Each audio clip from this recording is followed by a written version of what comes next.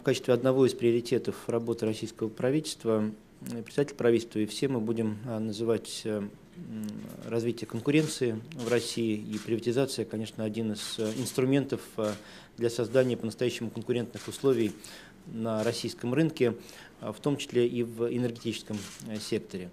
Мы считаем, что у различных компаний не должно быть привилегий. Государственная собственность в соответствии с законом, конечно, кроме, если не считать шельфа, никаких привилегий не создает, я имею в виду нефтяной сектор, но де-факто эти привилегии все равно возникают, поскольку отношения к госкомпаниям традиционно более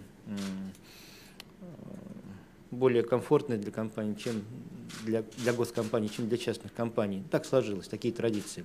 И приватизация нужна и для того, чтобы отношение было равным, и для того, чтобы улучшить качество корпоративного управления в тех компаниях, которые сегодня контролируются государством. Мы начали приватизировать Роснефть какое-то время назад. В прошлом году сделали еще один важный шаг в этом направлении, и компания BP получит большую долю в компании Роснефть. С моей точки зрения, это приведет к положительным результатам. И мы считаем, что сможем показать нашим коллегам, что движемся в правильном направлении. И, безусловно, председатель правительства подтвердит планы по безусловному выполнению программы приватизации, которую он инициировал, которая была утверждена, одобрена и правительством, и президентом России, которую мы осуществляем в плановом режиме. Мы пришли к этапу, на котором, кроме чисто производственных проектов, связанных с созданием отдельных компаний, отдельных производств, мы готовы к привлечению инвесторов, крупных инвесторов, в большое число инфраструктурных проектов. И в этот раз мы такие инфраструктурные проекты сможем предложить нашим партнерам, нашим инвесторам, в том числе как финансовым, так и стратегическим, которые специализируются на реализации таких проектов. Речь идет и о развитии Дальнего Востока, это один из очевидных приоритетов, и о развитии Юга России, где мы реализуем такие проекты, как курорт Северного Кавказа, как строительство электростанций, крупных транспортных объектов. Московский транспортный узел, крупнейший инфраструктурный проект с наибольшими затратами. И это очевидно, так как Московский регион является одним из вообще крупнейших регионов мира.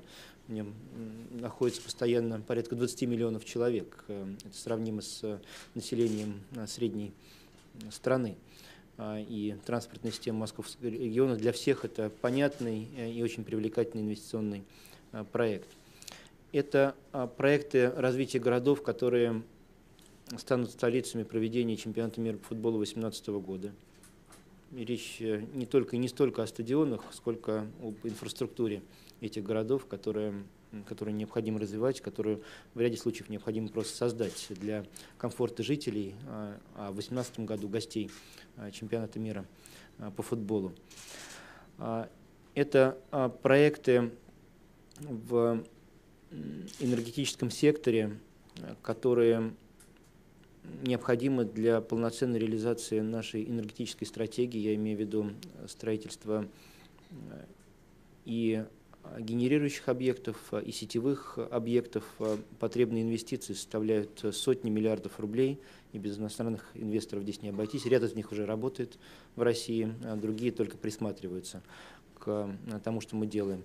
И здесь мы представим нашу новую компанию, расскажем о планах ее формирования, я имею в виду российские сети, которая будет интегрировать управление федеральной сетевой компанией и региональными сетевыми компаниями, входящими сегодня в холдинг МРСК. Я думаю, что это интересный проект для многих инвесторов. Кроме того, у нас большие планы в машиностроении по всем составляющим, я имею в виду и автомобилестроение, и авиастроение, и судостроение. И здесь есть много заинтересованных партнеров.